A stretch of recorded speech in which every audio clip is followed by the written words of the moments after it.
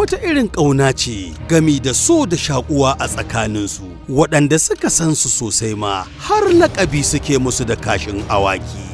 Sanayya.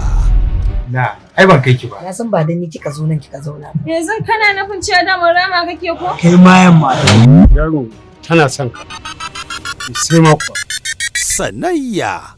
To amma me zai iya shiga tsakaninsu har ya yi masu farraƙo soyayya? Wai me yasa dan Allah iyakanki kawai kika sani? Ya haka? Fitan min daga mota. Haba malam. Kai ka ji yadda aka sayo haka aka sayar. Menene? AMK Film Productions ke gabatar muku da Sanayya Series.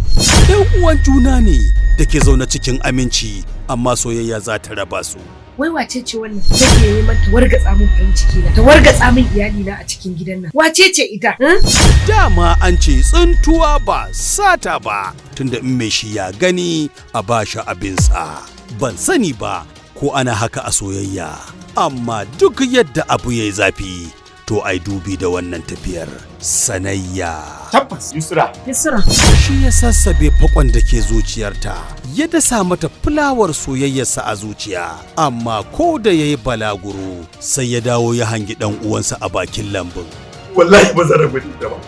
Sai ni kai ka da ita.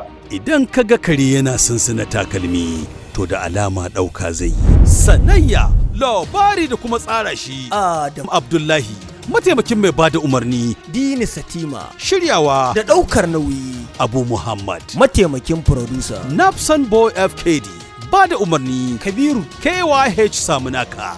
Sanayya shiri ne mai dogon zango da zai rika zuwa muku a tashar AMK TV 1414 YouTube channel.